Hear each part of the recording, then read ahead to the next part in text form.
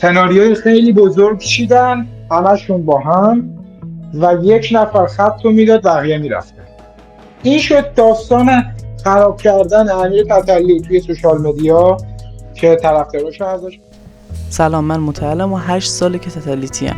یک ماه پیش پیج تتلیتی شروع کرد استوریام ریپلای کردن و از من تعریف کرد چقدر زیبایی و چقدر فلان لباس بهت میاد. بعد هر چند روز یک بارم پیام میداد چه خبر و سلام رفقا، امیدوارم حالتون خوب باشه. امروزم با چند تا اخبار جنجالی در خدمتتون هستیم. سوء استفاده کردن تیم تتلو از اسم تتلو و سوء قصد به دخترای مجرد و زنای متأهل. امروز اومدیم این قضیه رو دنبال کنیم، پس لطفاً با لایک و کامنت و سابسکرایبتون ازمون حمایت کنید. بچه‌ها، قضیه از این قراره بعد از درگیری سعید فرجپور با پیج تتل تیکت با مدیریت صلاحپور، سعید گنجی توی کانالش از سوء استفاده از دخترای کم سن و سال و زنای متأهل پرده برداری میکنن. سعید گنجی میاد چند تا وایس میذاره و در مورد نامردیایی که تیم امیر تتلو بهش کردن چند تا وایس میذاره. مسیجیه که زمانی که امیر هنوز توی ترکیه بود، من پیگیر کارهای امیر بودم که نیاد ایران، نره ایران. به آرمین هاشمی مسیج دادم که باهاش حرف بزنم. اول زنگ زدم جواب نداد. مسیج دادم که ما رو پیچون، یعنی گفت جایی اما این داستانا اصلا ما رو انداخت تو تصویر که الان میاد برمیگردن میگن آره یا فلان و این داستانا پول ما رو برده و پول ما رو نداده و پول ما میکنن.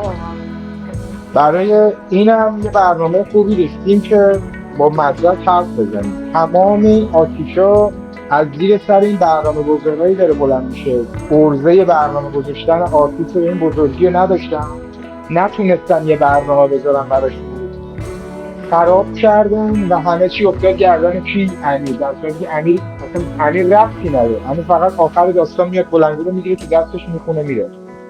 شماها اخاذی کردید از امیر، شماها باندبازی کردید از طریق کسایی که تو اون خونه هستن بودن وجود داشتن، باندبازی کردید که کنسرت های امیر رو بکشید پایین، بلیط فروشی های امیر رو ناقص کنید.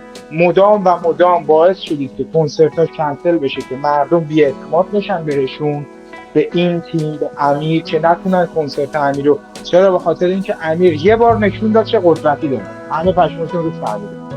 و دفعه بعد دیگه کم کم کنسرتاشو هی شل کردید، هی صفر کردید. یه بار گفتید اینجوریه، یه بار گفتید اینجوریه، یه بار با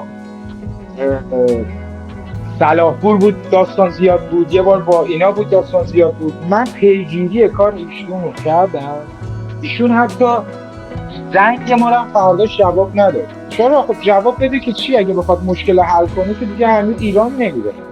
خب امیر اومد گفت آقا یا بیاید مشکل کنسرت منو حل کنید، من موقع میمونم، یا من میرم ایران. بس دیگه شما به اندازه کافی از من پول در آوردید، گفتم خراب کردید، منم اینجا کسی کار ندارم. همه کسی کارم هم که بستید، مافیا هم درست کردید، ترکیه هم که دست خودتونه دیگه، منم انداختی توی یک چاله دیگه. علنا شما میخواید به من بگید بشین دوتو بخور، منم میگم چی میشه. سر این شد که امیر رفت ایران. خب حالا شما چرغوزا که اسم خودتون رو گوشید برنامه گذار، یه دونه تیوی تخمی هم دارید که سال ماه کسی نگاه نمی‌کنه تیویتونو، اندازه نیستید که بخواید بیایید داستان رو بگید دستتون، بگید فلانی پول ما رو نداده. پول دست شما داره، پولی نداره که بخواد پول شما رو بده. پول دست شماست، شما برنامه گذارید، شما اومدید همه این کارا رو کردید. پس چی شد موقعی که امیر ترکیه بود نیومدید مصاحبه کنید، صحبت کنید با ما، مکاتبه کنید، حرف بزنید، مشکل رو حل کنید؟ چی شد؟ داستان از خیلی جاها آب می‌خوره. ترکیب میکنم، نه اینکه نتونستم، میتونستم و میخواستم اسمشو خراب کنم به عنوان این که بگم زن ستیزی کرده، به عنوان این که بگم فلان کرده، از چشم‌ها اول بندازنش. گفتم یک سناریوی خیلی بزرگ چیدن همشون با هم و یک نفر خط رو میداد بقیه میرفت. این شد داستان خراب کردن امیر تتلی توی سوشال مدیا که طرفداراشو ازش بگیرن، که مردم رو متنفر کنن بهش، و زمانی هم که میاد خودشون معرفی کنه هیچ بالاخایی نداشته باشه و راحت هر کاری دلشون میخواد با امیر بکنه. نه، با این مدارکی که الان ما گذاشتیم تو چنل و این همه صحبتی که کردیم و این موضوعی که گذاشتیم، میخوام برسم به یک چیز. نقشه شما الان رو شد، همتون. تنها یه چیز مونده، امیر از اون تو بیاد بیرون. همین. تمام این تلاش رو کردید که امیر رو بکنید این تو، و امیر داشت گنده میشد، امیر داشت حرفاش خریدار میشد، با امیر خیلی از آدم های بزرگ داشتن کار میکردن که میخواستن بیان کار کنن. یه مسئله دیگه الان یادم نکنم تو بویس بعدی میگم. و گفتید اینو ما باید تحت کنترل خودمون بگیریم. خب نمیتونید امیر رو کنترل کنید، چون آدمی که تحت کنترل باشه دیگه خودش نیست، آزادی نداشته باشه دیگه خودش نیست.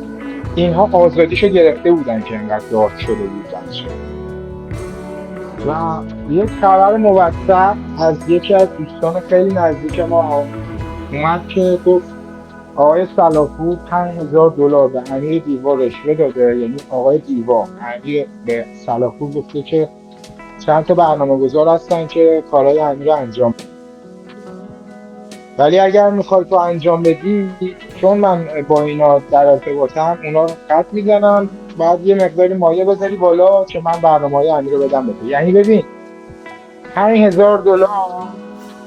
یه استعداد موسیقی به این بزرگی از یارو اندازه یارو رو $5000 بیدن.